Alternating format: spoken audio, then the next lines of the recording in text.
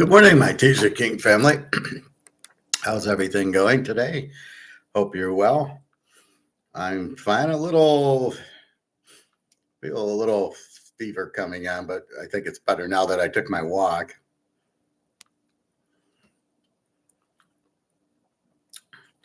Very strange day in college yesterday.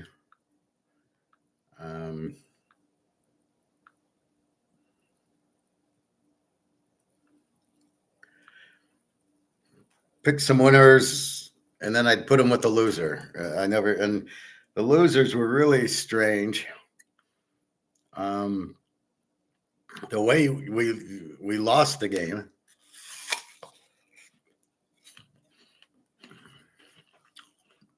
Didn't really make sense. Our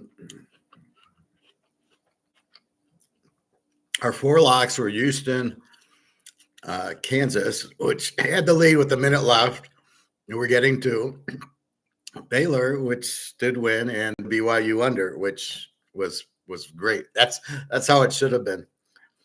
So I go 2-2. Kansas is down. The quarterback throws for 440 yards and 5 touchdowns. I don't know how they were down. And they took the lead 34-30 with a minute and a half left, and they blow the lead.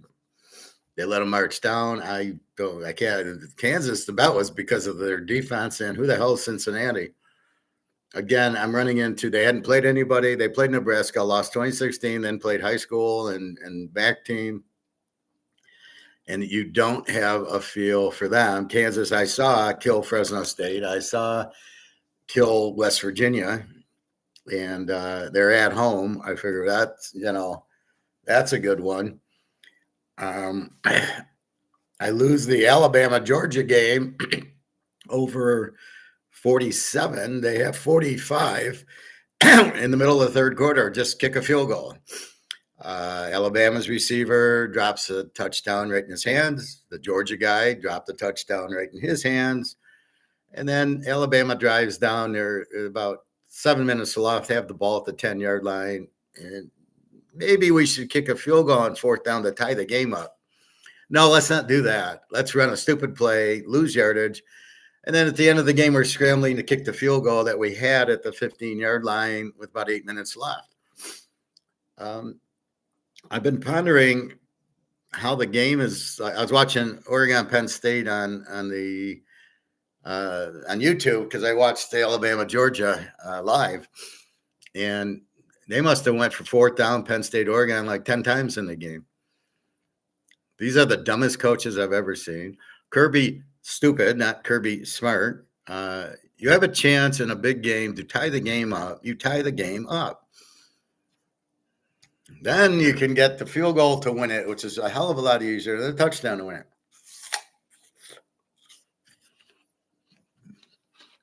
Hey, David.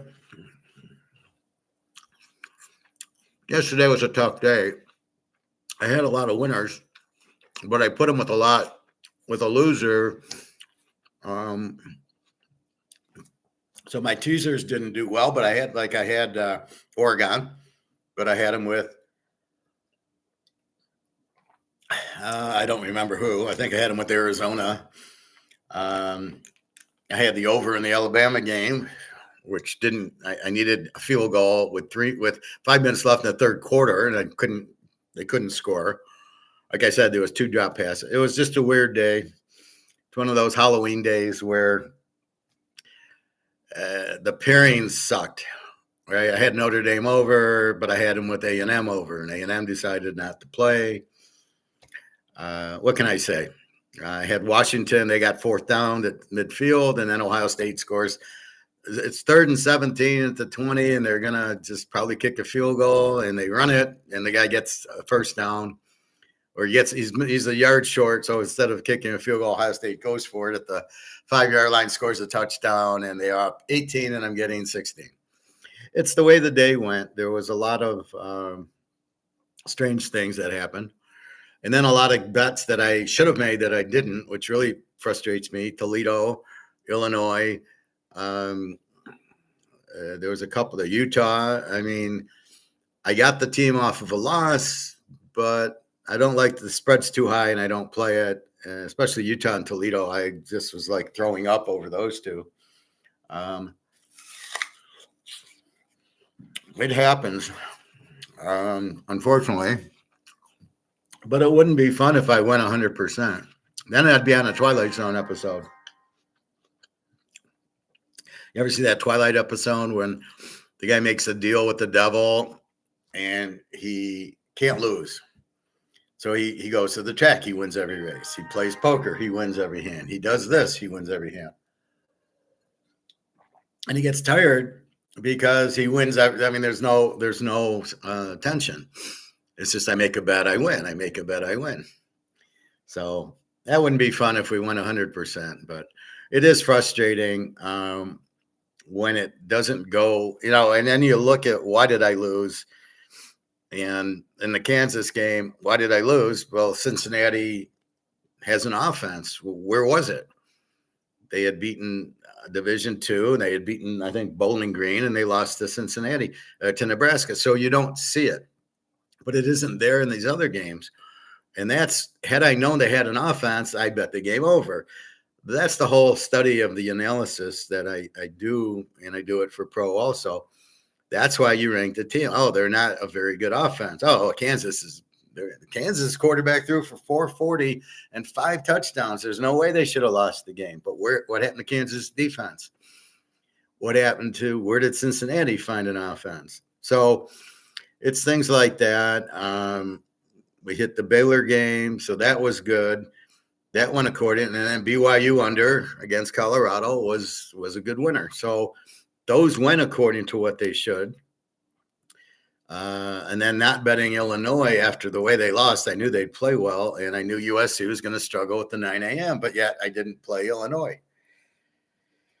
So, and the same thing with Iowa. I didn't play Iowa. I knew Indiana was not going to beat them by 60.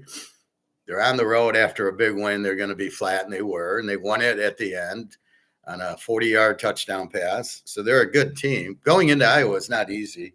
I remember Michigan and Ohio State going in there back, years, a few years, and they'd win by a field goal if they win it all. So it wasn't an easy place to win.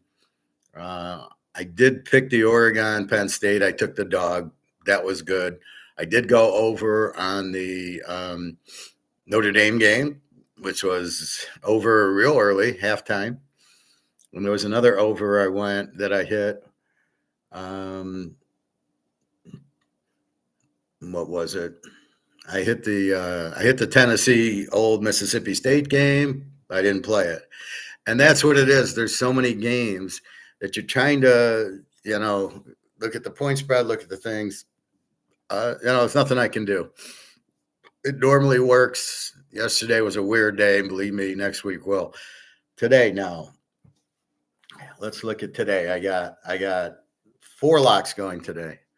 Your free play is Detroit. I got them at 7.5 Tuesday. I told you guys Tuesday, right? Go back to my video and I say Detroit's the free pick. Get it in now. So whether you do or not, I don't know.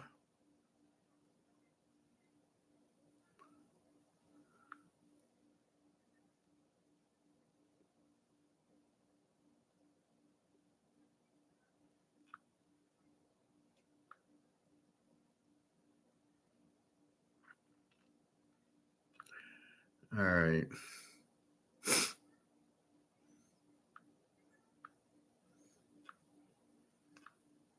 So let's see what's happening.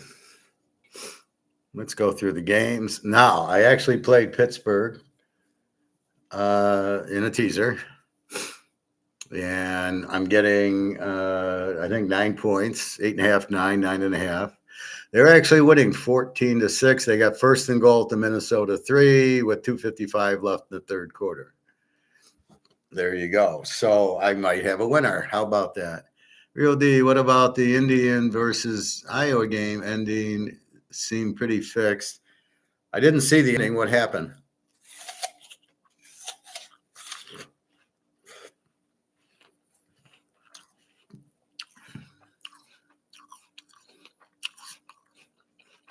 I'm going to watch the game on YouTube, but What happened? I know Indiana scored a late touchdown, and then they took a safety, and they win 20-15. Was the safety fixed? The spread was 7-8. So it didn't matter if they took the safety for the spread. So let me know what happened. 21-6 Pittsburgh. There we go. Now, the same theory. I'm betting against Carson Wentz with Aaron Rodgers. It's the same theory I used in college. The quarterback killed the spread when he threw an interception. I'm telling you, how did Alabama, Georgia not go over? Where was Alabama in the second half? And why didn't Kirby Smart kick the field goal to tie the game? You got the ball at the 10-yard line, and it's 4th and 1. How are you not kicking the field goal? This is a big game with Alabama. You can't fuck around by not going for it. TK, what are they saying about the Tigers over there in the playoffs? They got lucky. The quarterback killed the spread. What was the spread? I thought the spread was 8 or 9. I'm not sure that's a fact. I don't know, the situation. Was it there could have been a lot of time left, but if you teased it, you wouldn't have worried. You would have laid 1 or 2 and you'd have been fine. But the safeties from the coach, I don't know that that's necessarily fixed. But again, if it's fourth down and 10 at your own 1 or 2, instead of getting the punt blocked for a touchdown and the game's tied, you take a safety. That's normal if that's the problem. All right, so we're off to a good start. Pitt 21-6 over Mini. Pitt getting 9. I might have a winner. How about that? Let's look at the line. Houston 739.5. I got to go to the other one. Problem is on Yahoo, it's all out of order. The Vikings were 2.5, 41.5. That's what I see. Yeah, so I got 8.5 with Pitt. Philly 3.5, 44.5. Now, whiffs, the tackle's playing, the Baker's playing, and the receiver's actually playing. Not the one who just got hurt, Evans, the other one, Godwin. Godwin's actually playing with his broken ankle. So I don't know. Philly, Philly's Philly. Tampa seems to know how to play him. So we'll see. It looks like a good game. How many blocked field goals today? Yeah, exactly. That script's probably used up. How are they? The Tigers, everybody thinks they're a joke. You can't blow a 15-game lead. And if Cleveland wins today, Cleveland wins the division. Or if Detroit loses, Cleveland wins the division. Did you see I saw the end of the Cleveland game. Cleveland can't hit. 2 outs in the bottom of the 9th. A guy gets a walk, a good hitter. Then there's a bloop single, and the runner, they pinch run for the guy, and he goes from first to third. So you got first and third with 2 outs in the bottom of the 9th. Another 180 hitter comes up. They intentionally walk him to set up the force, something we do in softball, right? So now there's the bases loaded, 2 outs, bottom of the 9th, 2-2 game. Cleveland wins. They're in the playoffs. The guy throws a pitch, and he hits him. And so he hits the batter, and the run counts, and the run walks in, and they win 3-2 with 1 hit, and 2 walks and a hits and a hit batter. But the Tigers are a very bad team. They did well in the beginning. Which made you think, oh, look how good they are. They win every series, and School Bowl was hot, and the hitting was hot, which I believe they were stealing signs, and then maybe they figured out they were stealing signs, and they weren't stealing signs in the second half, or they were faking them with the signs. All I know is Happy Baez, a a career 190 hitter is hitting 290, making the All-Star team. And for some reason, he's not swinging at that curveball that he struck out on 100 times last year. And, he's hitting 290. And now I think he ends up about 240. They were all hitting 290. They're all now hitting 240s. A couple of 250 hitters. The coach doesn't play the best hitter, this Carpenter guy, because of the lefty on the mound. What a brilliant manager. Yeah, let's not play Barry Bonds. There's a lefty pitching. We'll go to the 180 hitter instead of Barry. I mean, that's how stupid he is. Hey, Nick, good morning. In Vegas for the Raider game today. Oh, well, good luck. I mean, so let me ask you, is there anybody there? Are these videos that show the city empty and all these prices really expensive? Is that what you see there? Is there nobody there? Well, maybe there'd be people today for the game. I don't know how long you're staying. If you stay till tomorrow, then report in if there's anybody there, because when I watch these videos, there's nobody home. There's nobody in the strip. Everything's super expensive, $30 drinks, $25 hamburgers, and all these excess charges. Well, there's a resort fee, and there's it's an entertainment fee, and a bar fee, and a hamburger fee, and you got to pay for the chef, and it's like nobody. I have a friend who lives in Vegas, never goes to the strip. It's ridiculous. There's people here for the game, but yesterday there wasn't as many people as usual. Prices are insane. Been going to Chick-fil-A and buffet. I don't blame you, Nick. You know what I used to do? I took Carmen there about 3-4 years ago, and we went to CVS, and I'd grab a nice salad and chips and a pop and some cantaloupe or honeydew.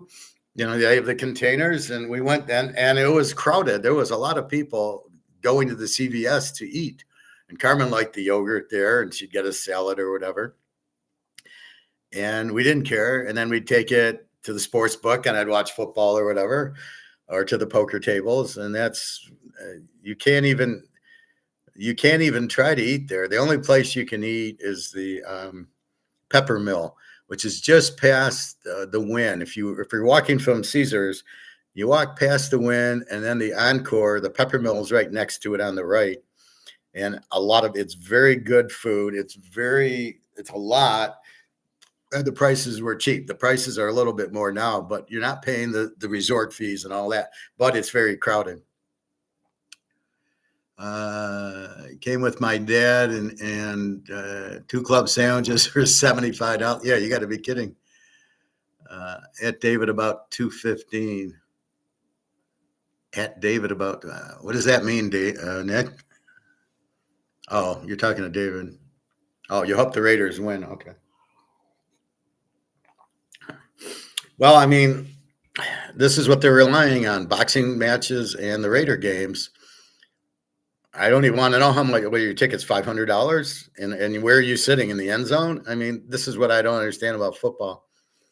Now, asked about the game, I don't see how the Bears can be a road favorite, and I think Oakland, coming off that embarrassing loss to Washington, I think they'll play today. The tight end's out, Mayer, but you got Brock Bowers, and I told my friend, well, it's all matchups, right? I think Gentry can run it down their throats because they were really weak against the running team, the Bears, against the Lions. The Lions put up 50 on them, running the ball down their throats. So that's my matchup. I really am not touching the game, but I don't see how Chicago can be a road favorite over any team in the Big Ten. Let's put it that way. He asked how much tickets were. Oh, $215. That's what, end zone? I mean, that's not bad, $215. Here, the Lions are $500. Who the fuck's going to a Lions game and paying $500 for a ticket? You've heard GM and Ford are closing down.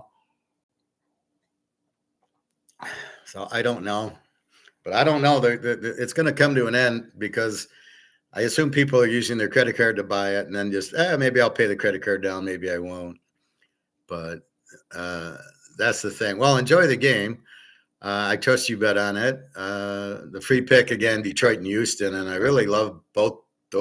Houston cannot go 0-4, and especially at home to Tennessee and Cam Ward. Right, Cam Ward shouldn't be playing. Shouldn't have never been drafted number one. He's not that good.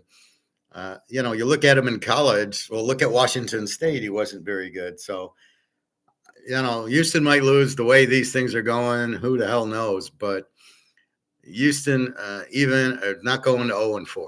I mean, maybe they will, but I'd say 99% they're not.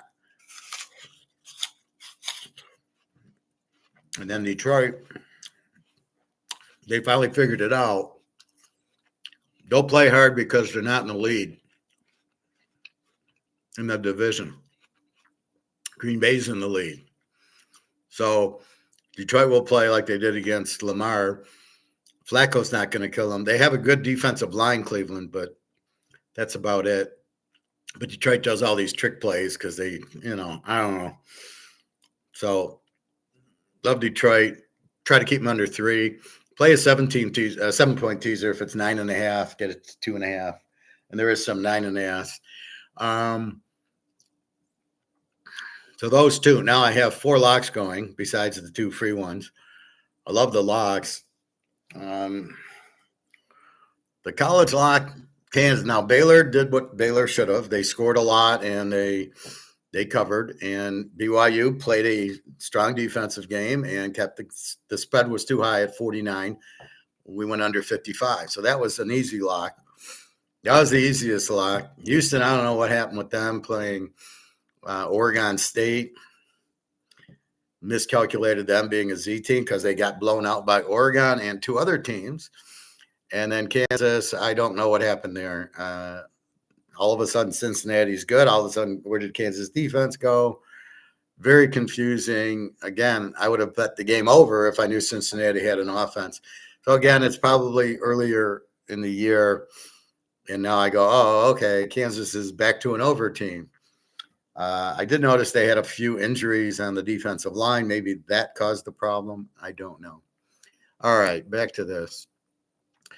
Buffalo, 14.5, 48.5 to New Orleans. Buffalo, Milano's out for a change, and Ed Oliver's out for a change. New Orleans, they are scoring a little bit with Rattler. Buffalo, I mean, how hard do you play when you're a 14, 15-point favorite? And that's it. So, are they going to blow them out? You're tempted by the spread. My spread in the game was 14. So I'm okay because that's what I thought. But that's what you're looking at is the spread. And that's why you make your own spread. And then when you see this 14.5, 15, where did you think it would be? And what do you think is going to happen here? So should Buffalo win by 30? I doubt it. And win by 20, yeah, they should cover. They should cover the, 10 points, 14 points. Again, it's difficult because they're not going out. This isn't college where they're trying to win by 30. This is pros where they're trying to win by 1. So hopefully it's not close. Hopefully Buffalo wins 35-0. New England 5.5, 42.5 to Carolina. I don't know how this is a weak favorite, but I see Carolina's got a lot of injuries. So I don't know. You still have Steve Young as the quarterback who sucks. 3 or 4 injuries to their defense. So I don't know. New England, Drake May stinks. 2 bad quarterbacks here. Hard to say. I'm not playing this one. Atlanta, Washington. Atlanta 1.5, 43.5. Washington, Penix or Daniels is out. The McLaren's out. So they're missing a couple of key offensive players. Penix is playing. So you got Atlanta 1.5, 43.5 without Daniels. And so they got Mariota again. Don't really love Atlanta's play calling or coach. Atlanta's been missing a couple of starter wide receivers like Drake London and that have been hurt. We'll see if he's back. And Penix needs time with them to understand the routes. If Penix is throwing an interception, more than likely the receiver's running the wrong route because he knows where he should be. Does the receiver know where he should be? This should be a great game with Penix and Daniels, but without Daniels, uh, what can I say? I would think Atlanta would win with Penix, and then I don't have Dan against Mariota, but we'll see because Atlanta's got that dual pass rushing defensive ends from Georgia and Tennessee who are going to eat up these running quarterbacks like a Mariota. Here, Detroit is 10, but I do see some 9.5s, or at least I did this morning. So there you got some 9.5s on FanDuel and whatever the hell that is. There's a 10. So maybe do a 7-point teaser and get it under 3, get it to 2.5. Detroit wins this game. Detroit seems to want to really pound you. They pounded the Bears. A lot of that was because Ben Johnson left and went to Chicago. But I look for them to pound Cleveland. They get a chance, they'll run it up. This is your free play. Again, it was 7.5. That's why I bet early. When I see the line come out Sunday night, Monday, if I like, I'm betting Detroit. And then if I see the 7.5, I know it's going to move up. I didn't know it would go to 10. I thought it might go to 8.5. I wanted to get it before it's 9 because we want to bet it under 3. So I'll look for the Lions here. Here's Houston, 739.5. Houston's pretty healthy. 0-3 to Tennessee. If they lose this game, and I don't know if Alex is on, but Alex lives in Houston. I just okay. So this is how we bet. Now, if this game loses, shoot me. But this is how you have to bet. We have to bet the game before it starts, and we have to use different circumstances and different variables to bet it, which is what we're doing. We're getting a better Houston team, 0-3, who's struggling offensively, playing Tennessee, who has no quarterback, very weak defense. So Stroud should have a good day, but Houston probably wins the game 20-3 or something like that. I mean, Tennessee's not going to score much. Maybe you go under in this game because Houston's got a strong defense and Tennessee's got nothing. What do I got for Tennessee? I got Tennessee's the Z team giving up 31 a game. Now, here's where my theory should work because they're just playing pros. There's no high school games to worry about and they played Akron. I mean, even if they played weak teams here, they still played professional teams. So they're giving up 31. They get 222 a game. And Tennessee's an under team with a 17 defense, getting 267. Now, here's where the teaser trends come in. Play against as a home favorite for Houston, 11-1. Play against Tennessee, 18-2. Now, can we use that? Because Cam Ward wasn't there and the coach wasn't there last year. We got to throw that out. But Houston 10-2 is a home favorite. Yes, we can play. And Houston 19-3 last year and this year, yes, we can play. So Houston's very strong at home. It's a weird home favorite. They're 10-2 as a home favorite and 11-1 against, which means they play close games, but they do win them. So that's the theory. 19-3 Houston, and Tennessee's really 18-2 against. Again, here comes Cam Ward, and that's where the variables get you. So you really can't use Tennessee until it's all about 10 games in. But I think we've seen enough. They're 0. I think they're 0-3 this year. All right. San Diego goes to the Giants. San Diego 643.5. San Diego, the A team, 17 defense. Herbert, W team and the Giants, 28 defense. 339. Well, that's Russell Wilson. We got Jackson Dart. What the fuck are they thinking? Now, San Diego is 11-1 as a road favorite. We can use that stat. Play against home dog. The Giants are 9-1. We can't use that stat with Dart and Russell Wilson. San Diego is 18-3 last year and this year. We can use that stat. So San Diego, no stranger to being a strong road favorite, 11-1. Harbaugh was there last year with Herbert, so we can use last year's trends with this year. I don't know what they're doing with Dart. I don't know why you would possibly play him against San Diego in his first game. I don't know why he's playing now.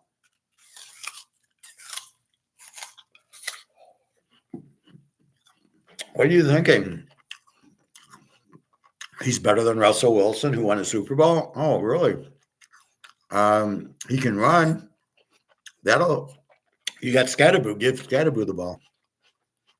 So I'm really just scratching my head with it. In what world is Dart ready to play against San Diego? And I'm just licking my chops at this game. You got to be kidding. What's he going to do? Throw for 400 yards? Well, Russell Wilson couldn't do that against San Diego in 1,000 years. Dart, I figure at least 2 interceptions. He's going to run a lot. Will probably be 5 of 15 for 80 yards. Okay, well, thank you. We're going to take advantage of the idiot coach or GM, whoever made this call. The Niners, 3.5, 45.5. The total's down, which is Brock Purdy is playing. This was 47.5, 45.5. I'm not running out to play in the under in this game. Jacksonville's a B team, 17 defense, and Frisco's an under team with a 16 defense. Trevor Lawrence, and now we got Brock Purdy. Play against Jacksonville 17-3, but I think they have a new coach, so we can't use it. And Jacksonville has been a little better this year. I don't know. Now, as far as I know, McCaffrey's playing. They need receivers. They're in big trouble. And Brock Purdy's okay. The question is, who's Jacksonville? They're normally a shit team. Now they're playing pretty well. They're running the ball more. We don't know who they are, so we have to watch. We have to get about 6-7 games in, see what they do here. Now, if they come and they beat the Niners 24-20, okay, I can take Jacksonville as a dog. But you got to prove it to me because that's not who they are. The Rams, 3.5, 49.5 to Indy. Indy's an A team right now, which I can't believe. A 19 defense, 419 yards of offense, and Daniel Jones all of a sudden knows how to quarterback. The Rams, very good. Devontae Adams has a hamstring, but he's questionable, I saw. They're 3.5. They're a B team, the 20 defense, 364 in Stafford. Trends we can use. Home favorite, the Rams, 8-1. 16-3 at home. 19-3 as a home favorite over a couple of years, and play against Indy 18-2, but we can't do that because they didn't have Daniel Jones and the new coach. So we can't use Indy trends. Now the Rams very good at home. Indy's got to travel the West Coast. Can't be easy. I'd be shocked if the Rams lost this game. I don't know who Indy is all of a sudden. And they really haven't played. What did they play? Jacksonville, Tennessee, Houston. I mean, they're playing their own division. Let's see them go to Philadelphia and win, and then I'll start betting Indiana. So you've got to see them do something before you jump on them. And that's the false leader that we get in college when the team beats the high school team 73-0, like Ohio State did. They hadn't proven anything. They beat Texas, they beat Grambling, and they beat some MAC team. So I'm not getting any warm and fuzzy from Ohio State. I was surprised Washington couldn't handle – Ohio State blitzed a lot, and they couldn't handle it. Like, have you ever heard of a screen pass? I didn't understand Washington not doing that. The quarterback looked a little deer in the headlights. Like he wasn't sure what was coming, and it should have been easy to beat Ohio State. You run it down the throat. That's what Michigan does to beat them. Just watch the Michigan-Ohio State game. Well, Washington didn't do that. The quarterback looked okay, not great. So again, the Rams. So the Colts. Let's see them go to beat the Rams. That'll never happen. They won't beat them. If they beat the Rams. Okay, we'll start betting Indy, but until then, I'm not betting Indy. Based on the first few weeks. Oakland and the Bears. This is a real strange one. If I look at the line, you got Raiders -1.5, Raiders -1.5. Okay. This is all Raiders -1.5 now. It was the Bears were 1 point favorite. The Raiders were 1 point favorite. So let me mark that.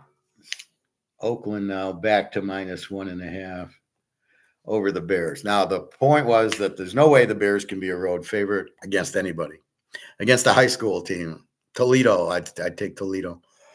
Dallas didn't rush the passer. They didn't blitz Caleb. They gave him all day. He had like no hits in the game. It's like, well, where's the defense? So Oakland, believe me, will put pressure on. They'll see what the Lions did. And as my point was, though, they should run Gentry because they couldn't stop the Lions running attack. I don't see how they're going to stop Gentry. Brock Bowers should have a big day. Geno Smith, I don't know. He's got to get his head up his ass.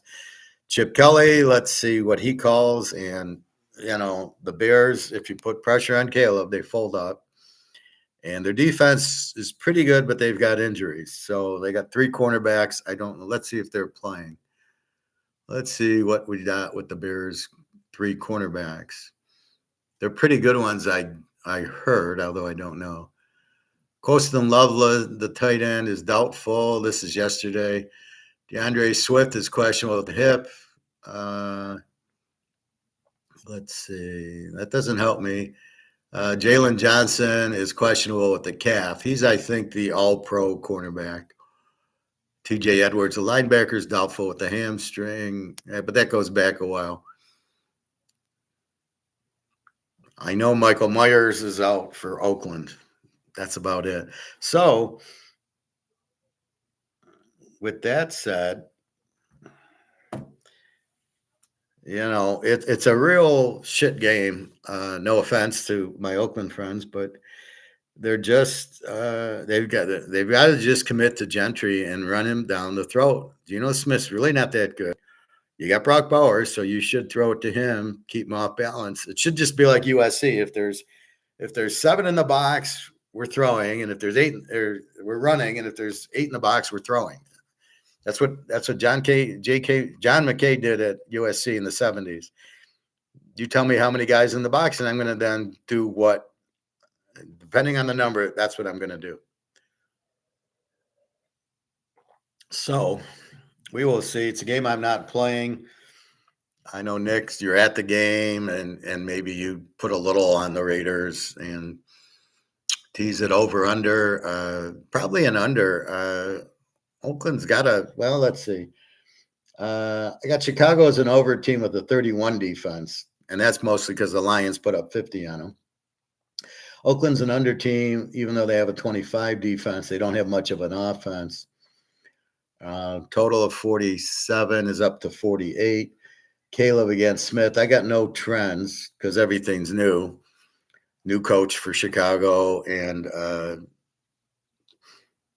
you have 1 year, but nothing for Oakland. They didn't do much either way in a teaser.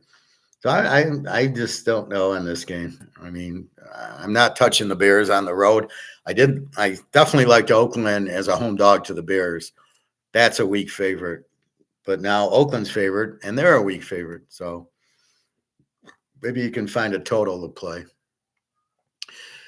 Baltimore 2.5, 48.5 to Kansas City. All I can say is you got Mahomes as a home dog. And now everybody knows how to play Lamar. Just put a 5-man rush. Now San Diego did that in the playoffs 4 or 5 years ago and shut them down. Miami did that at home and shut out Baltimore by just blitzing Mahomes.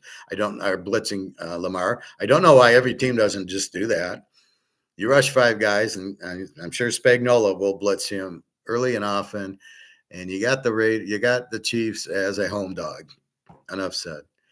Green Bay, Dallas. Green Bay 747. Green Bay an A team with the 15 defense, and Love against Dallas an over team with the 31 defense, and Dak threw 2 interceptions to the Bears. Dak's a turnover machine. Green Bay 17-4 in a teaser, and play against Dallas as a home dog 7-0, and they are a home dog here. Green Bay off the loss to Cleveland. How did they do that? But Dallas's defense isn't good. Micah Parsons, how pissed is he coming back? He'll probably be a nightmare for Dak, and we'll see as long as he doesn't get thrown out. What's going on with Jalen Carter? He spit the first game, then he's got fined for doing something else last week. Guy's losing his mind. These Georgia guys. So I don't know. It's Green Bay off of a loss, and Dallas lost to the Bears. So this is where is Dallas now going to turn it up at home? But they're 7-0 as a home dog. Against 7-0 bet against as a home dog. So they're not a good home dog. Green Bay, I don't know. Love, I don't. She's so inconsistent. The blocked field goal for a touchdown, really, and it happened 3 or 4 times. So what? Vito Corleone says, okay, let's have a bunch of blocked field goals to lose games so we can make money. I mean, what the fuck was that? How many blocked field goals yesterday? None. How many? It's just ridiculous. All right. The JETSs in Miami 2.5, 45.5. Fields is playing against Tagliavua. The Jets are a W with the 31 defense, 272 yards a game, and Miami is a Z with the 32 defense. Neither offense is any good. Both defenses suck. Tagliavua is terrible. No teaser trends. Well, play against the Jets is 18-2, but it doesn't count because now you got Fields there who wasn't there last year, and they got a new coach, so you got to throw the trends out. Miami you can use, but they didn't have any trends. They're a home favorite. They're a weak favorite. I think with Fields, the Jets maybe a play, but I don't know. Denver 7.5, 44.5. Denver needs to win. They're at home playing Cincinnati without Joe Burrow. Enough said. Denver is 12-2 as a home favorite. Play against Cincinnati 17-3, and Denver 19-2 in a teaser last year and this year with Bo Nix.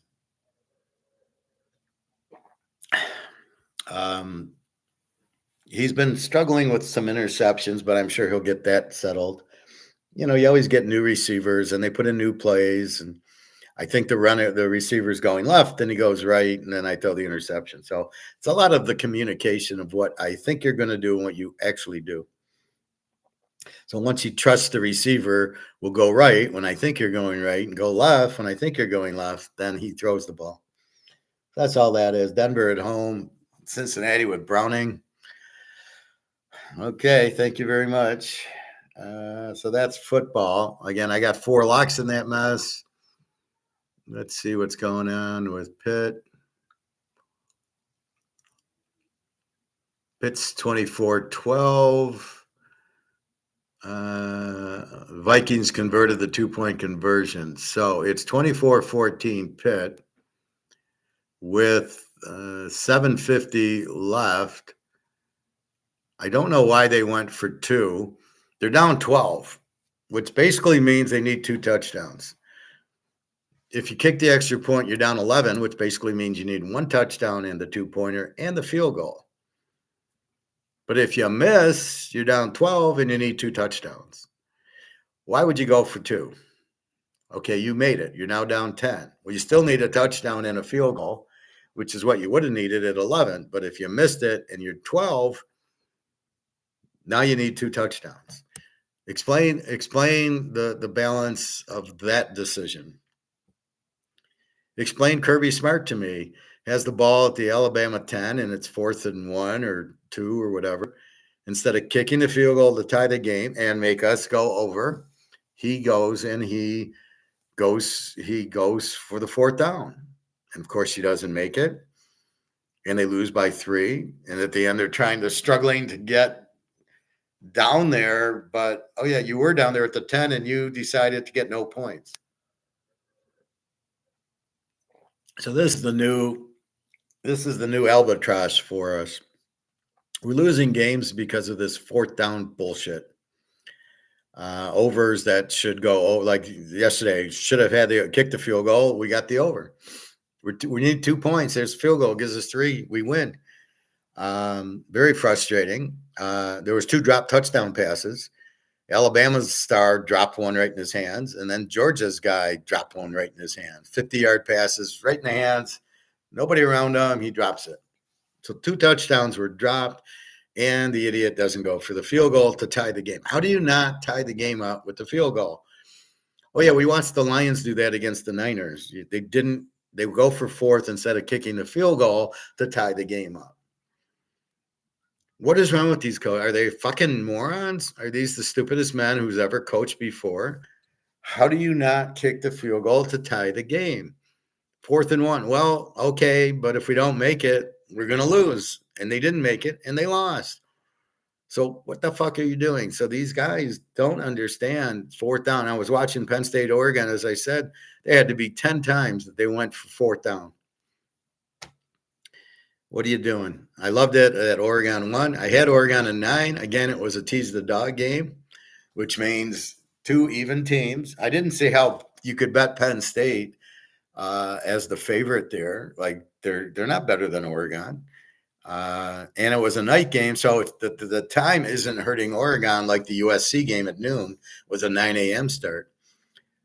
And what's ironic about that, had Illinois not played Indiana and lost by 100, had they just played Purdue and won the game by 10, I would have been all over Illinois as a home dog to USC, especially at noon.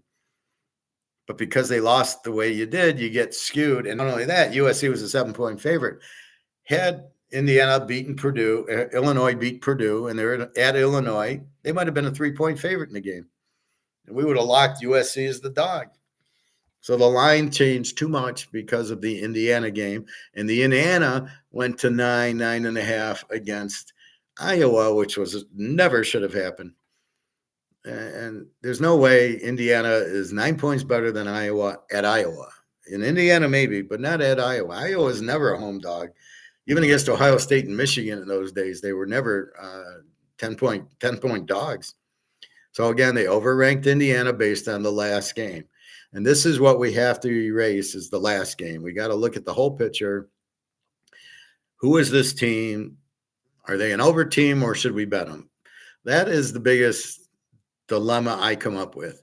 Do I bet the team over or do I bet the game? I mean, an example, like Houston, Tennessee. Do I bet the game under because Houston with the great defense, or do I bet Houston? That's what I'm figuring. I know Tennessee's a Z team and Houston's an under team. So this total is 39. So I should be betting, on one hand, Houston under. They're never going to get to 45. And on the other hand, when Houston with 3 losses has to win against a weak Tennessee team. So you can see the dilemma I go through and how you're trying to pick is what are these teams, what's more probable, Houston winning or the game going under? And I think it's almost even. I chose Houston because they're 0-3. If they weren't 0-3, I would have probably played the game under because Tennessee's not going to score with Ward and Houston doesn't score much at all. So you walk down the list, KC, Baltimore. Is it better to take KC as the dog or go, I don't know if it's an over or an under. The total is 48. Are you better off over 42, under 54? KC's going to play this keep away game. So they're going to just run a little bit, throw these short passes. Hopefully Kelsey has his head straight and he can actually catch. And they're just going to plod their way down the field, keeping the ball out of Lamar's hands. So it should be an under game. It should be at 54, should be an under. 42 is 24-20. It'll probably get there too. So it's probably tease KC as a home dog because they have to win. Baltimore showing a lot of flaws. Okay, they lost to Buffalo, but losing like they did to Detroit, not acceptable. Detroit's not that good. They look good because Baltimore couldn't get their head out of their ass. And I'm watching the game yesterday, and Oregon's up 17-3 on Penn State. Detroit was up 14 on Baltimore the other last Monday night. So what happens?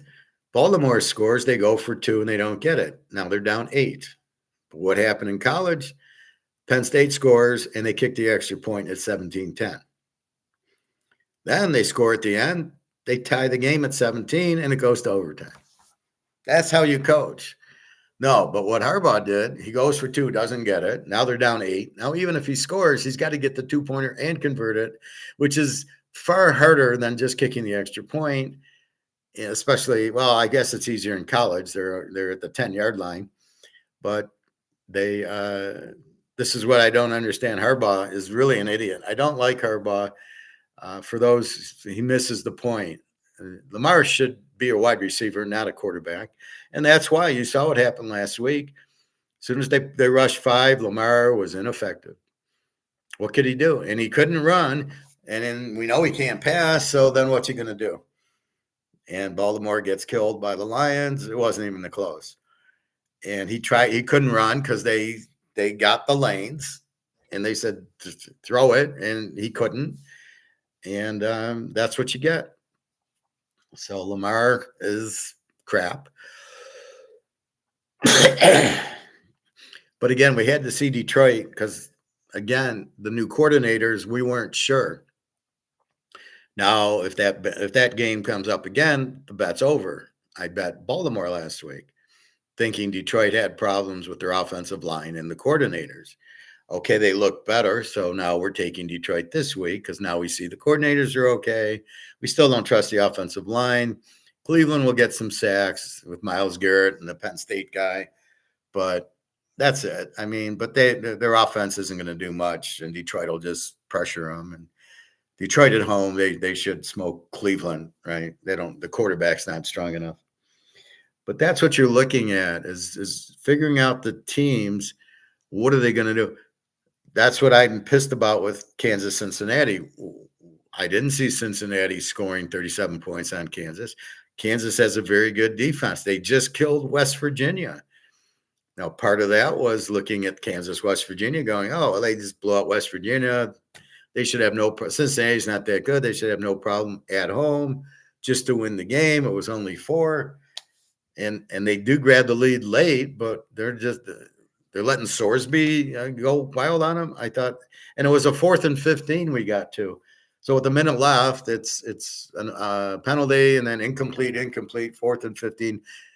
I don't know why they convert the 4th and 15s as much as they do. Pittsburgh, 2nd and goal at the minute 11, 4:20. We got Aaron Rodgers playing.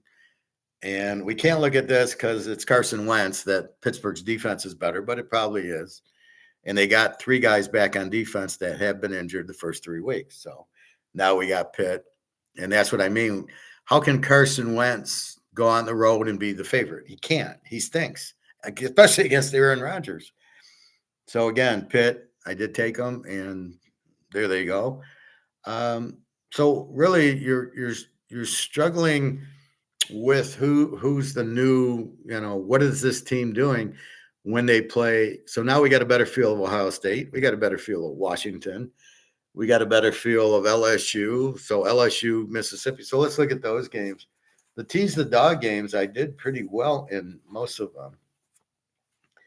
So if we look at it, I'm so pissed I didn't take Utah. They played West Virginia. They're laying 12. I don't play them. That should have been my lock instead of Kansas. Again, would have, should have, could have, but Utah off of a loss. Kansas wasn't off of a loss. And playing West Virginia, who now we know sucks, right? Then we have Baylor blowing out Oak State off of the loss to to Arizona State. Okay, that was perfect. LSU and Ole Miss under game. How was the total? 56 on that one. You knew LSU is going to play defense. They got the athletes. And when I saw Mississippi's quarterback, I just said, oh, this is an under game. He can't throw. He's just a runner. Auburn A&M teased the dog. W. Ohio State, Washington, the one time I teased the dog, and I was shocked at Washington and the travel that Ohio State did win. Tennessee, Old Mississippi State, tease the dog, you win.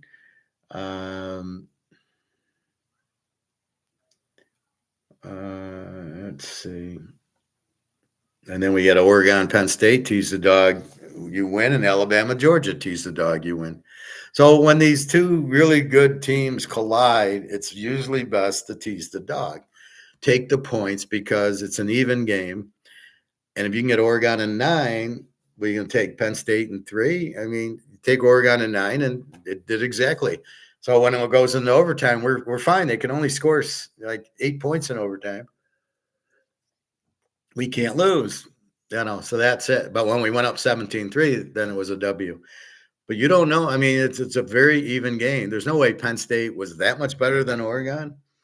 Alabama, Georgia is the same thing, but we were a little hesitant with Alabama because the only game they played, they got killed by Florida State. Then they beat Lou Monroe and somebody else.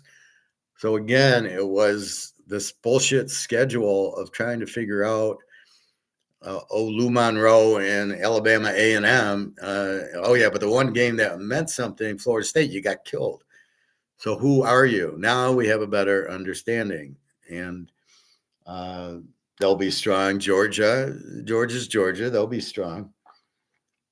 BYU, Colorado. Yes, BYU wins 24-21, and the total was 48. So 54. It was a 45.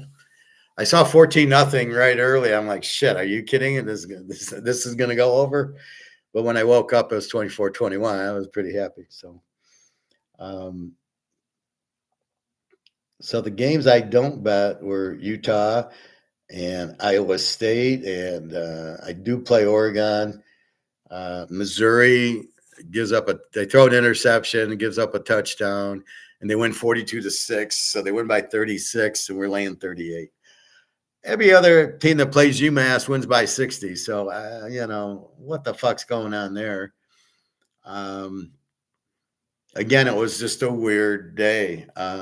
Anyway, Syracuse's quarterback was out. So, of course, I should be on Duke. And, of course, Duke kills them. And, of course, I don't bet Duke.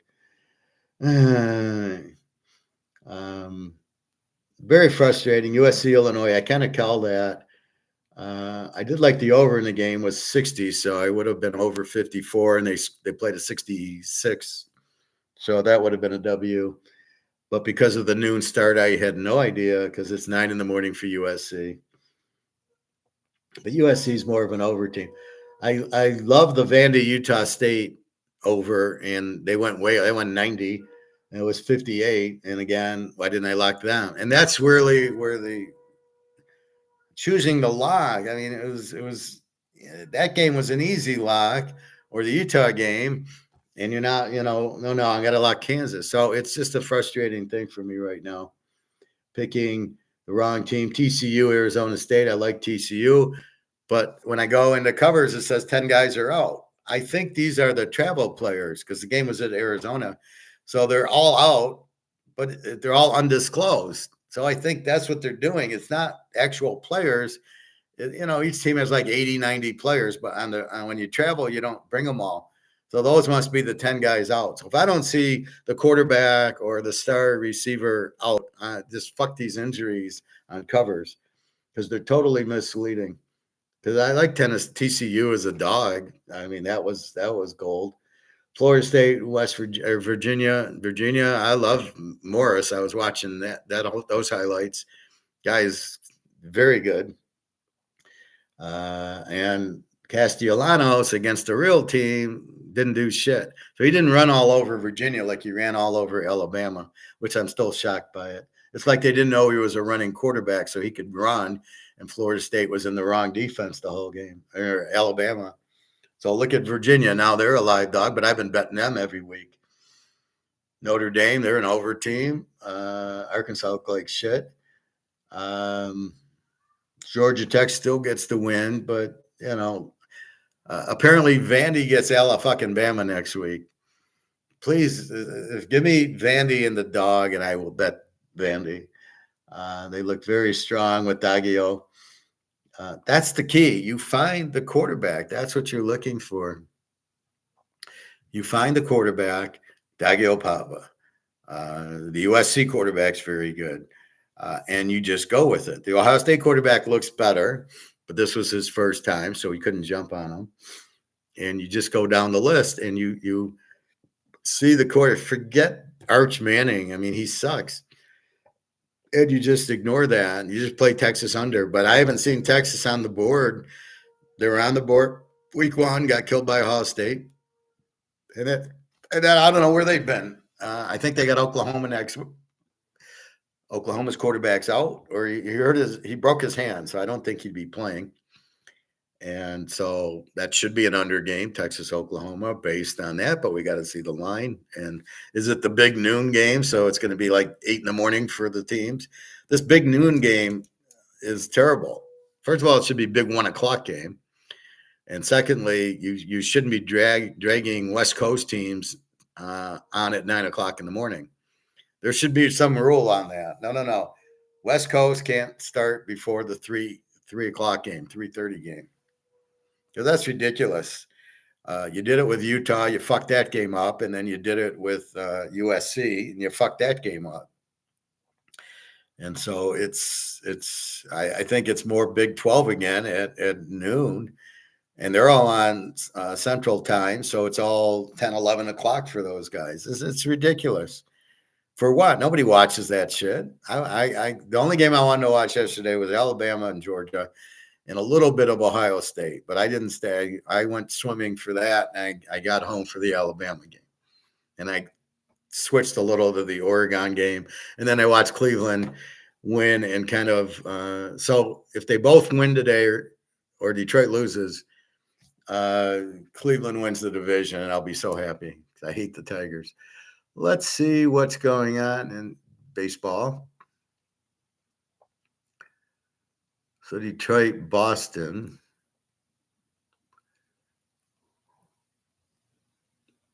No, I haven't really kept up with the pennant races except for that. It doesn't have pitchers. So Detroit was going to put Skubal today if they needed it, but they don't need it. They don't need to win the division. They're in the playoff with 87 wins. So I'm not sure if Boston plays because Boston's got 88 wins. So does Boston have the tiebreaker or not? And then Cleveland with 87 wins. Where's Cleveland? Cleveland, Texas. Patrick Corbin, 7-11-434. Logan Allen, 8-11-414. That's at 310. So Cleveland with 87 wins. So this is confusing to me because Boston has 88 wins and Detroit with 87 wins. So what happens if Detroit beats Boston and Cleveland wins? Does Boston the 3 seed or go down to the 6 seed? This I'm not sure. So if Boston tries today, they'll pitch a different pitcher. Detroit was going to save Skubal, but they don't need it. They're in the playoffs. Are they going to win the division or that? But do you want to waste Skubal? Then he can't pitch in the series starting Tuesday. So I don't think he'll pitch Skubal. I don't think it's important. It's more important to use him in the playoff than it is here since they got in yesterday. A lot of choking going on with Detroit. 87 and 70. They were like 60 and 30, and now I did a video and I said, I think they'll get 82 wins. So I was a liar. They got 87 wins, but that was like 50 games left. I said they'll be lucky to go 500. They didn't go 500. They're like 400. So the real Detroit team's here, and they show against a good pitcher. They don't show up, and they choke. So they're not going to do anything in the playoffs. So this will be interesting what you do with Boston and Cleveland today. Because Boston is in, but the positioning, so we'll see. All right.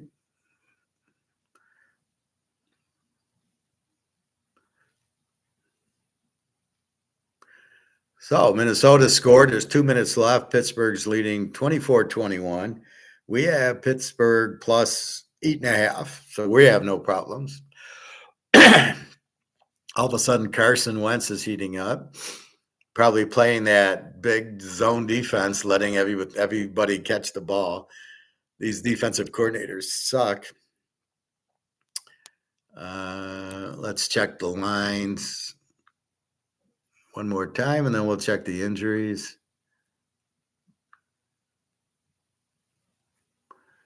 All right, let's see.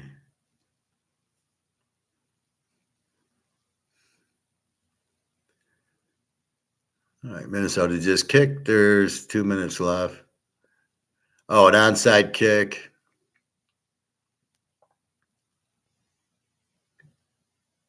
So it's 1st and 10 on the Pitt 49 with an onside kick, which I'm sure never worked. It's so stupid. The rules they make are so stupid that you can't even. What's the point of doing it? You can't do anything with it. First of all, I wouldn't do these high hoppers that are so easy to catch. I would just kick it on the ground, let it roll around, and good luck trying to. And I would kick it right at a player. I wouldn't do these stupid little bounce and pop it up. And, anybody, the ball's sitting there, you're going to catch it. You want the ball rolling around on its end. So they don't even know how to do onside kicks in the pros. Philly 3.5, 44.5. Buffalo's up to 15.5, 48.5. Let's see if that's everywhere or just on this one. No, there's a lot of 14.5s. I hate when they do that. They only look at the FanDuel one and it moved, and everything else is 14.5 still. New England 5.5, 42.5 hasn't moved. Atlanta 2.5, 43.5 has moved a little, but we knew Daniels was out. We knew the receivers out, McLaurin, so no news there. Detroit 9.5, 10, 44.5 over Cleveland. Houston maybe 7.5, 39.5 over Tennessee. I can't imagine anybody betting the over on this game. San Diego 643.5 over the Giants. 49ers 3.5, 45.5 over the Jags. The Rams 3.5, 49.5 over the Colts. Oakland 1.5, 47.5 over the Bears. Baltimore 2.5, 48.5 over KC. Green Bay 7, 47.5 over Dallas. Miami 2.5, 45.5 over the Jets's. And Denver 7.5, 44.5 over Cincinnati. Let's go and see if there's any late injury news. Oh, wait, let's go to Yahoo for that.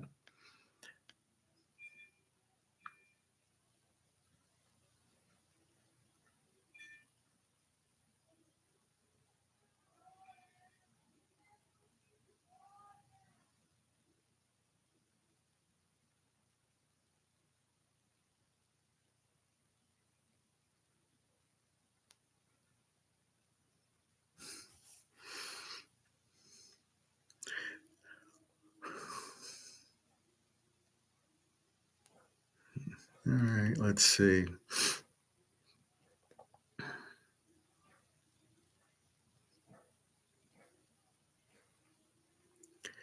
Full list of week 4 inactives for the 1 p.m. window. We know Daniels, McLaurin, a safety's out, defensive end's out, a guard's out, a wide receiver. A lot of injuries for Washington. Atlanta, Kader Hodge, a cornerback, a running back I never heard of, Nathan Carter, O-line and D-line. So much to the advantage of Atlanta.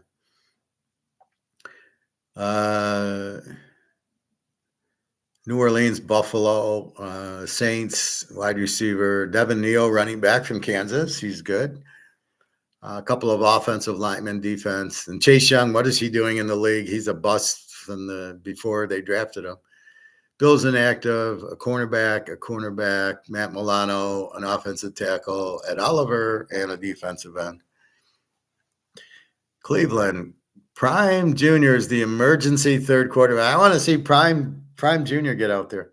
Safety, DeMontre Kenzie, cornerback, Cameron Mitchell, running back, Raheem Sanders, defensive tackle, Mike Hall, offensive tackle, 2 offensive tackles out. Lions, nobody that we've heard of. But how come they mention that Prime Jr. is the emergency third quarterback, but they don't mention it for the Lions or for the other teams? So only for Cleveland do they mention Prime Jr. as the emergency third quarterback.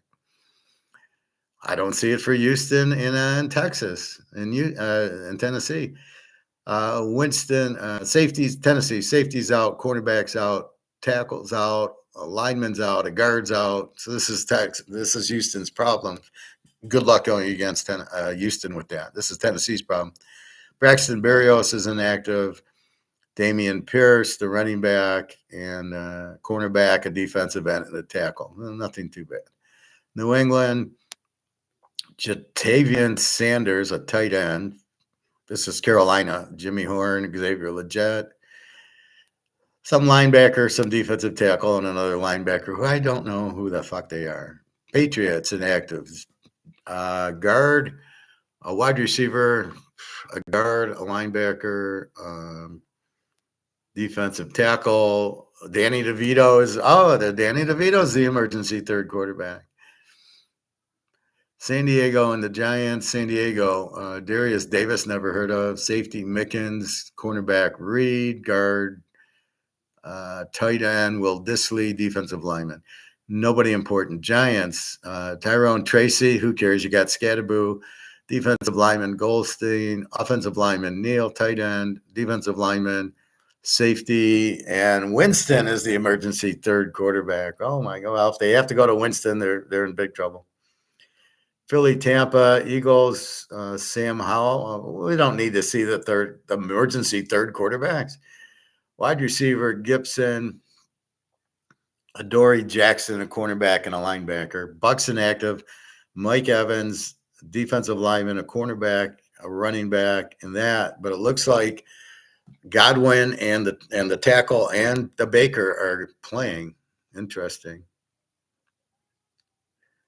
Oh, let's look at Jackson Dart warming up, throwing deep balls.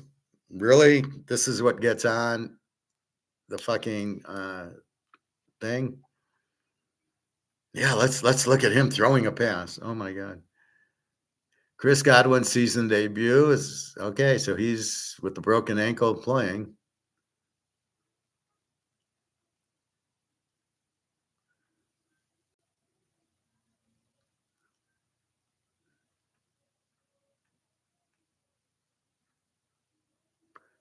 Oh, let's look at Panthers quarterback Bryce Young signing jerseys ahead of the game. Jesus Christ. Is this real? Who the fuck would want his autograph? Oh, Jackson Dart arrives at MetLife Stadium. What they make it like, who the fuck cares? So those are your injuries. Or if you want to see Jackson Dart. All right, 24-21 Pitt. Of course, they ran in the line 3 times. And now Minnesota has the normal script, 1st and 10 from the 20 with a minute left. How did Pitt not try to get a first down instead of running into the middle 3 times and winning the game that way? No, we're going to just run into the middle 3 times and punt, and they get the ball at the 20 with a minute left. And Carson won. This is disgusting. All right, let's look at next week's college.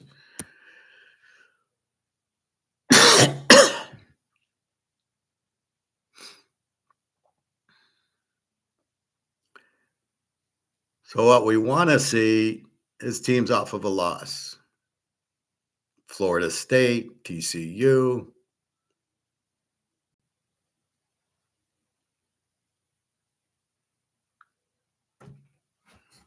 I'm just going to go through big games. It's 12:40. Western Kentucky, Delaware. That should be a good one. West Virginia goes to BYU. We now think West Virginia stinks.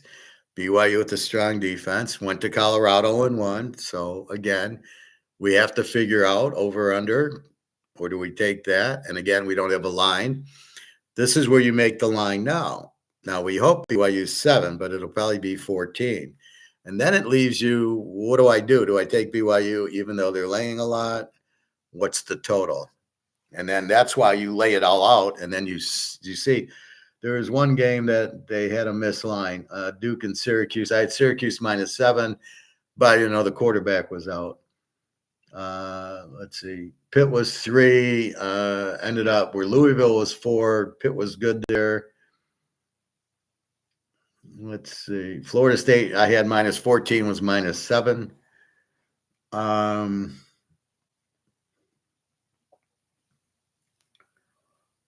James Madison, I had -7, was -16, and they covered. Utah I had -7, was -12, and they covered. Here, Buffalo, I had -3. It was Connecticut -3. Buffalo's quarterback didn't play. Okay, when I'm putting my number down, I'm doing it before I know that. Indiana -7 went up to 8.5 to 9. Northwestern, I had -3, was -6, and I think they won by 3. I nailed A&M 7. It was 7. Ohio State 7 was 8.5. Up. It was really up to 10. Tennessee, I had 10, was 7, and they went to overtime.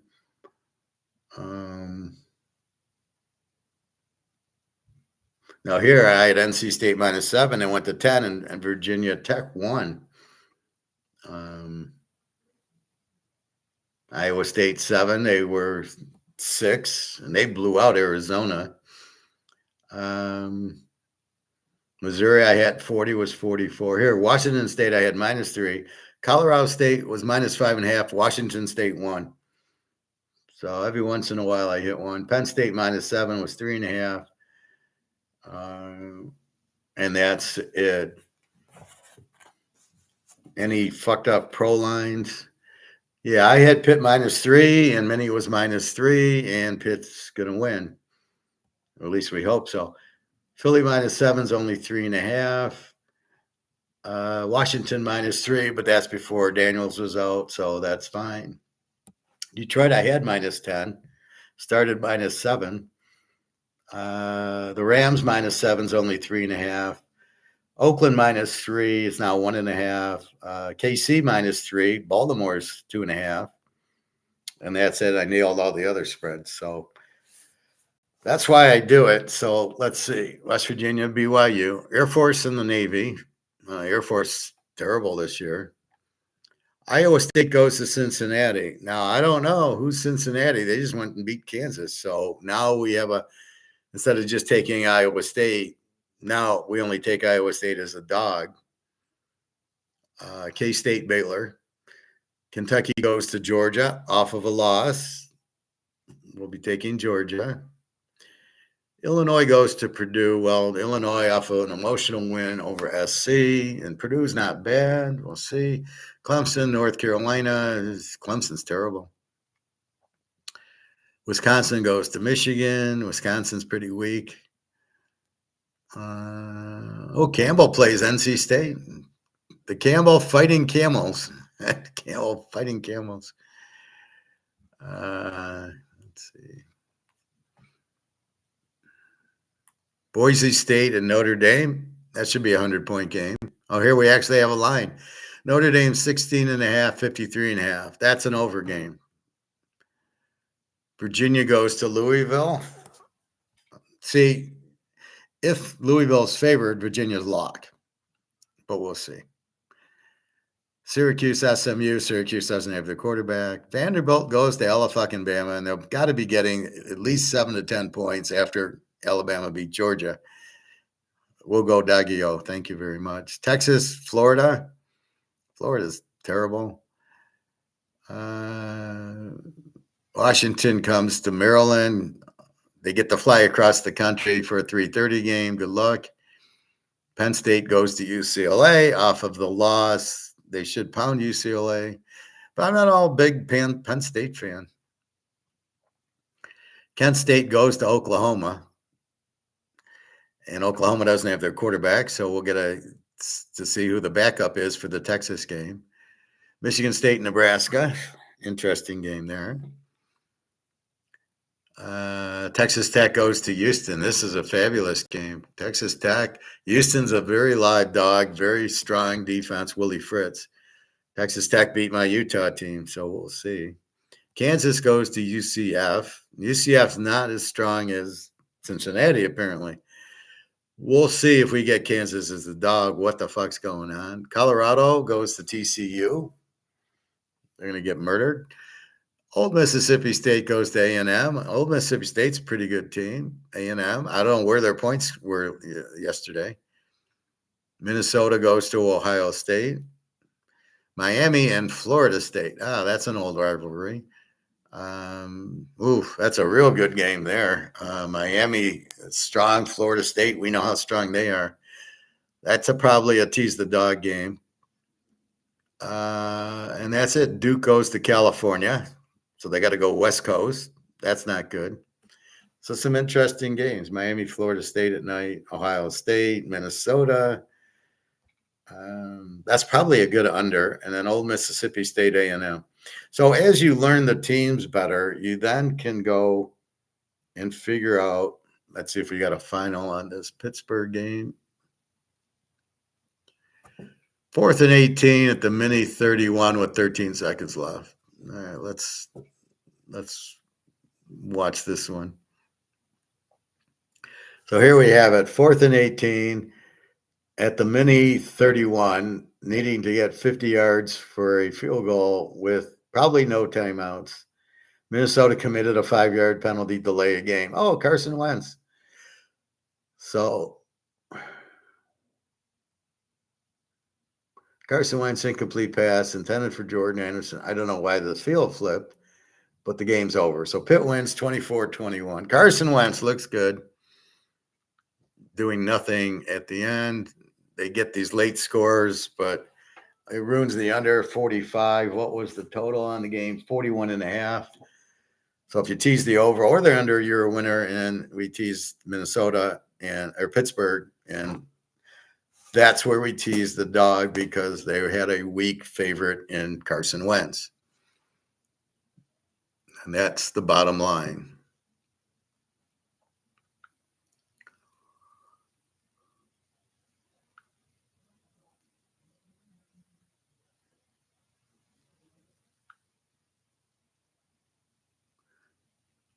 So we don't know the starting pitchers in baseball. Let's look at our gold price. Now, it won't move till 6 o'clock tonight. But you can see silver at 46.05. It's just going to keep running. And then gold 37.60. And that's just going to keep running. There's nothing that can really stop it because the bullion banks aren't going to keep shorting it because who's going to short the way it's moving? And if you understand the dollar's worthless, why would you short something with huge demand? It's huge demand and limited. Why are you shorting it? See, before they were trying to, with paper, kind of inflate it. But now there's no more paper. BRICS has said, no, it's physical gold. That's why I tell people, you buy physical. And when people sit there and tell me, well, no, I buy the ETFs and I buy the stocks and what the fuck are you doing? The answer is simply buy physical. Why is this such a hard concept to understand? I mean, you buy physical because they can't fuck with you. Isn't that what you're trying to do? I got to switch my chips around. They were very unlucky for me. You're on the top.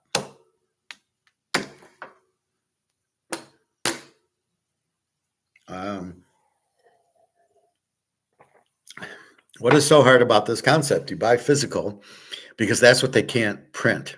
They can't inflate it, not debase. You can only debase coins by taking the gold and silver out of the coin. Why does everybody think you can debase paper? Are you taking gold and silver out of this? I don't think so. So what the fuck are you talking about debasement for? So again, it's not that hard to understand. You can't print physical. You can fuck with ETFs because the gold's really not there. Well, we have an ounce of gold for 10,000 people, and they'll never get it because I don't have 10,000 ounces of gold. So why would you be in an ETF? Oh, it's cheaper and less carrying costs and no insurance. What the fuck are you talking about? So again, they've got people so fucked up they don't know what they're doing. Their reasons don't make sense. I don't have to pay insurance on the ETF. Yeah, but you don't have the physical either. And when the physical goes through the roof and the ETF collapses because it's paper, you don't have anything. So yeah, keep the carrying costs. Yeah, keep them down. That's important. So it's just beyond me. So again, 3760 in gold. Look for that to keep going. And it goes because this is worthless. So people are realizing, mostly bricks, that this is worthless. It's not the de-dollarization. They're de-dollarizing because nobody wants it because you printed it to death. And once you printed it to death, it has no value. Who wants it? Nobody wants it. And if you get it because you're working, you immediately run to the gold store and the silver store and you trade it. You do a Rumpelstiltskin, you turn paper into gold, and that's it. And that's what you're trying to do. Wait about 10 minutes. That's the point of it. It's real, it's physical. You can't print it or inflate it, and you check it. And you can't put iron in it or nickel in it. It's got to be gold. Now you can put a little bit of iron and nickel, but as long as it's 1 ounce of gold in the coin and a little bit more of copper or iron, well, who cares? It's the fact there is 1 ounce of gold in the coin. That's what you care about. And all these different prices, I just laugh. Like, gold's gold. It doesn't matter if it's Philharmonic or Maple Leaf or Cougaran or dollar or US. Gold is gold, and that's it. That's the bottom line. So why do we care what it is? It's gold. I love how they try to, I'll give you 97% for the eagle, but only 95 for the others. Why? I'm getting gold, and why are you taking anything? It should be spot is what I should be getting. Now, if you do eBay, the problem you have is you got to pay for the auction and nowhere, and then you got to pay for the shipping. So even though you might be able to sell, if the ounce is 37.59 for 3,900, what's the auction cost and the shipping cost? And you're going to probably want to insure this shipping because I never got it. Oh, wait a minute. Yes, you signed for it here. So that's the other point. You got to be careful. So it might be better just to take pretty much spot for it, especially when we only paid 1,600 for it. And now we're getting 3,800 for it. It should just keep going up. Well, why won't it go down? Because there's demand and it's limited. And as long as there's high demand and it's limited, why would it go down? And we're not even doing what nobody's selling this. So when you see this drop at the end of the day, why did that drop? It's options. Eddie Murphy decided to drop it. It has nothing to do with anybody selling an ounce of physical gold. That's just the bullshit paper. So once we kill COMEX, or COMEX realizes to stop shorting it, because what happens is China sees this low price. So China's probably paying 3,900 for gold, and they see this 37.59. They run and buy the option and say, I want delivery of the gold. They're doing it because it's cheaper. And the US and London have no more gold to put in to cover this. I don't know why people say, oh, if we all bought an ounce of silver, the price would go up. That's just such bullshit. Why? Because the value is created by options. The value of gold, 37.59, is done by these options, not by us going to the store and buying or selling it. I don't know where people think that. No, these are options. This is trading places. This is frozen orange juice by Eddie Murphy. This has got nothing to do with real, actual, I'm going to buy 10 tons of gold and now let's move the price. It doesn't work that way. The price is moved by this option, by COMEX pricing it. Once China and Russia and Dubai start pricing it for physical bars, then you will actually see a real price, $10,000, $15,000, because that's what they're going to pay for the gold. Because nobody's going to let the gold go this cheap. I wouldn't let my gold go at 3,700. I might let an ounce because I need the money. Otherwise, Yeah, there's no way. I mean, the bulk of my gold is not being sold at these ridiculously cheap prices. Well, why is it cheap, Howard? Because the real market's up here and COMEX is here. Well, how do you know that? Because every time it moves up to 35, 36, 37, it gets bought out. There's no more gold left. People are paying these prices. So we haven't reached the point of equilibrium where, well, no, it's getting high. I don't want to buy it. We do with steaks. We do with pop, with Coca-Cola and Oreos and Lucky Charms. We've reached that point, but not in gold and silver. Silver 46. Do you think we've reached that point where, oh, if it goes to 47, I'm not buying? No. Why? Because I have to get out of this. I can't stay in this. I have to buy gold and silver because this has no value and they do. And once you understand that, whatever the silver prices you're going to pay and whatever the gold prices you're going to pay, because your alternative is to stay in this junk that has no value. And if you stay in this junk with no value, it's going to zero. You're going to lose all your wealth in something that doesn't have a value. So it's like having it's like buying the White Gooden cards, and he was great his first year or two, and then he did the drugs, and then he was no good. Or Darryl Strawberry, or even holding on to Roger Clemens and McGuire, who did the steroids, and all of a sudden their value dropped. Well, why do you want to keep holding it? No, I'm going to get out into Tom Brady cards, right? So you get out of the value dropping into the value rising. And so that's why you do it, not so that's why you get out of the dollar because the value is dropping, but you don't see it. And again, and I know I repeat, but you see a 5 on this. Oh, I got it. It's worth $5. So bullshit. You see a 100 on that. You see 100 on this. Well, I got $100. And what does $100 give you? Nothing. You get very little for $100 at the grocery store, at most places. Go vacation, go get gas, whatever.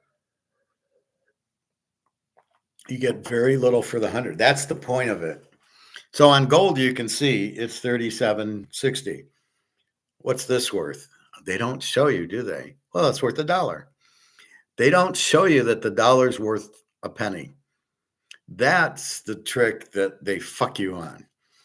You see $100 and you say, oh, it's worth 100. But they don't say that the 100's only worth $1. Yeah, I don't buy the 99%. I think it's lost 100% of value. I don't think it's worth anything anymore. People just have to take it at the grocery store or the restaurants. But if you go to Europe and you try to exchange it for euros, it's like they're hitting you with this $30, $40 additional fee to do the ATM to get euros for dollars. So the dollar is really collapsing, and that's really the key to it. Is the dollar is collapsing, and but you never see the value change. The only way you see it change is to buy Oreo cookies, and now it's $5 for the pack. Versus even if you go to the gas station and they got the little 6 or 8 in the little tube, and that's still like almost $3 for 6 or 8 of them.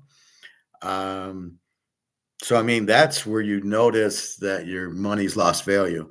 Why does it cost that much? Because it's not worth anything. Also, they're doing a little Vegas where they're marking the price up and seeing if you'll pay it. I don't pay that much for Oreos or the Fritos or these chips. Once in a while I get hungry, I get the cheaper brand, or I just don't, I try to stay away from that and I get more fruit and veggies. As I had my apple, right? This is what I do is eat the apple, not the crap. But that's where it is. So that's how the value's gone. The steaks are $20. Oh, well, I can't believe they're raising the price on steaks. Oh, those fucking Brazilians. No, it's the dollar has no value. Now, part of it is they're trying to get more and see if you pay it. So if you just say no, I'll wait till it goes on sale, and then that's when you buy. And it's always a fair value. It's got to be a fair value. So if I have $5, what's a fair value to trade this to get goods and services. And so we're used to the dollar being worth more. So we fight it going, geez, they want $3 for Coca-Cola now for a 2 liter. But really it's cheap because, that's probably worth like 30 cents now. Right. So, I'm getting Coke for 30 cents. So in effect, the charging the higher price is probably warranted. Vegas, no. Vegas, the $30 hamburger. If you're going to charge 30 for the hamburger, you can't charge these other bullshit prices or little incidental costs. Oh, you're on the strip. Well, that's 3%. And it's like Master of the House and the Miserables. Well, the heat, that's going to be 5%. And you went to the bathroom, that's 5%. I mean, that's kind of what Vegas is doing, which is why there's nobody there. It's just they're not fair trades. And if they hide them and you don't know you're paying them, I'd tell them all the fuck off. So I go on the strip and I see the hamburger for $25. I go, no, I'm going to go to CVS. And if I do order it for $25, or I see some soup for maybe $10, and I see that, give me the chili for $10. Okay. It comes in this little tiny bowl, and then you think, okay, I owe $10. Oh, wait, there's strip charge, and you got to pay the waiter, and you got to pay the chef for making it, and this resort fee, and this entertainment tax, and it's $20. Well, fuck off. I agreed to pay 10 for the chili. I didn't agree to pay for those. And if you're not showing me those expenses before, you can't just put them in after. And then I would say, fuck off. And I'd say, here's $10 for the burger. Thank you very much. Goodbye. I don't agree to pay all these extra charges. If you want to hide them, but I'm not going to pay them. And that's why, if you know this up front, you don't eat on the strip. And then all these restaurants are sitting there closed because they're a bunch of idiots. And they're trying to get as much out of you as they can because the rent's so high. And that's where it goes back to Vanguard and BlackRock going, oh, let's charge them a lot of rent. Why are you paying them rent? You had the hotel and the land. Why would you sell it to Vanguard? What are you, a bunch of fucking idiots? These are like the coaches going for it on 4th down all the time. So anyway, it's got to be a fair trade. So like Nick's and, paid $215. How's he going to get there? Uber? Or is he going to walk? Or is the cab? That's another $50, $60. And then back. And then he's got to pay. He's going to be there. He's going to want a hot dog and popcorn and a beer. That's going to be $40, $50 more. And he said his dad's there. So that's another $100. He'll get a Raider t-shirt or something. This is the problem, right? It's all these, everything's expensive, but if it's not a fair trade, you don't buy it, right? That's the key to it. It's got to be a fair trade. So like I say, I bought the Apple. This was like $150 on sale. I bought like 3 of them. Okay, it's a fair trade for me. $4 for an apple, for a pound of apples, is not a fair trade. Even though it probably is, because the value of the $4 is 40 cents.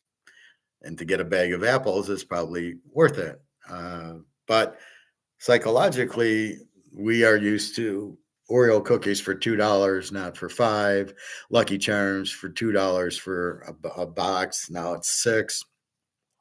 We're not there. We're not. Oh, I need Lucky Charms and Oreos and Pop-Tarts. No, I don't need that shit. So I won't eat it. Oh, let's go see what broccoli and cauliflower are at. And that I can cook up and it tastes good. And that, so that's what I eat a lot, and it's much healthier. So that's what you have. All right, 105. So football starting. So that's about it. So look, about 6 o'clock, gold and silver will be back. China will have it. It'll probably come down a little bit. And then when Europe and the US now realize they need gold, they'll push the price up. They've been the people pushing the price up. If we could get China to push the price up, then it'll really go. But China with 70,000 tons of gold. I hate when people go, well, we really don't know. Let's say they have 30,000 tons. No, they got 70. We know they have 70. And we know there's no gold in Fort Knox, so stop playing games that there is gold in Fort Knox. If we had it, we would use it and pay for the debt already. We would revalue it at 100,000 an ounce, but we would make bricks rich. So we're scared to do that, but we got to pay our debt. You cannot inflate your debt away. Even if you make your dollar worthless, you still owe 37 trillion. And so you make this dollar worthless, you come out with a new dollar. You have to have something for the medium of exchange.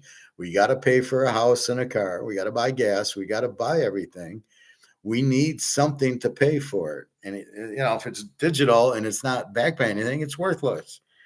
If there's no backing of gold, whatever the medium of exchange is worthless. That's your first point, right? So you got to understand that. If you keep printing it, it's worthless. If you keep raising the debt, it's worthless. And you got to pay the debt off. There's no way you can just ignore paying the debt off. So that's the thing. And they got to keep the interest on the debt and the Social Security and Medicare and all the government employees. You got to keep paying them, but you don't have it. So you got to pay $1 million and you only get $500,000 in. So where do you get the other $500,000? Oh, we'll print it. There goes the value of your dollar to nothing, which is what it's already at. So the problem is, the answer is gold back. Buy gold, back the currency with gold. It's the only hope you got. Otherwise, you've ruined the dollar back. This is worthless and you need a new one, but if it's not backed by gold, that's worthless. And that you might get 3 or 4 months out of it till everybody realizes, well, this isn't backed by gold either. Crypto is not the answer. That's bullshit. That's Trump just trying to get rich. But what he doesn't understand is it's still dollars. He's still crap. I mean, there's nothing there. It's the dollar's crap. So if you have 1 million of them, it's still worth zero. So as we were talking to Luke last week and his brother with $1 million, it's still worth zero because it's the dollar has no value. The most critical point I can tell you is this has no value. So if you have one of these or 1 million of these or 10 million, there is no value in it. So it's not worth anything. So it's worth zero. So you either hold on to a currency that has no value, or you get out of it into something that has value, hence the gold, the silver, the Rolex, the Mantle card. That's what you go into. Problem is the Mantle card's gone up so much. The Rolex is probably okay, but you can get into Montana Rookie. It's 110,000 for a 10, but okay. And is it going to go to 2? Well, it'll probably run up, but the dollar problem is people run out of money. And so they can't buy the Mantle card or the car or the house because they don't have money to buy it. They're just trying to eat. That's what happens when the food prices go up too high. So keep that in mind. Anyway, that's about it. Free picks today, Detroit and Houston, which I don't know if they're already started. What's our final on Pitt's? Got to be 24-21. Pitt wins. I'm in gold. I got to get out of gold.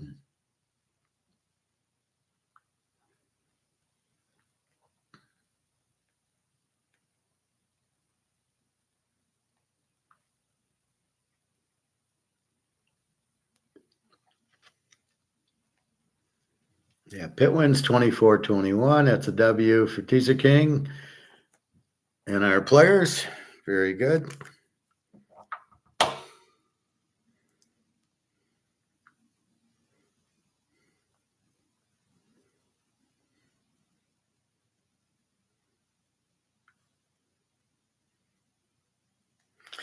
And that's about it. So just keep buying your gold and silver because it has value. It's limited and the demand's high. That's why you buy it. Because if you hold on to your dollars, there is no value. They keep printing it. There's too much. It has no value. So you can hold something that has no value or buy something that has value. It's as simple as that, your choice. And that's what I'm advising, is to buy the gold and silver. Now, if you need money, you want to take a vacation, sell an ounce of gold and you get 3,700 now, 3,760, probably 38 by the end of tomorrow. then you take that and you go on vacation. I mean, so it's not like you can't, but you're 30, but the dollar you had, so let's say you bought it at 2000. That dollar that you paid 2000 for the gold isn't worth 2000. I mean, it's probably worth 500 now, if that. But the gold went from 2000 to 3700. That's the point. The dollar keeps going down and the gold keeps going up. So you could hold the dollar that's got no value or the gold that almost doubled. It's not an investment. It's just you're getting out of something worthless for something that has a value. So you could call it an investment, but to me, a stock's an investment. The bonds, the real estate trusts are investment. Houses aren't really investments. They're just you have to live somewhere. Now, if you buy 2 or 3 houses, then that would be an investment. And I don't know, but gold and silver are not investments. They're just getting into something with a better value, and the value is highly demanded, and the price will go up, and it's extremely limited. So that's it. All right, everybody. Good luck today on the football. www.teaserking.com. Again, we're rooting for Boston to beat Detroit and let Cleveland win the division. And off we go. All right. Have a good day, everybody. www.teaserking.com. Take care.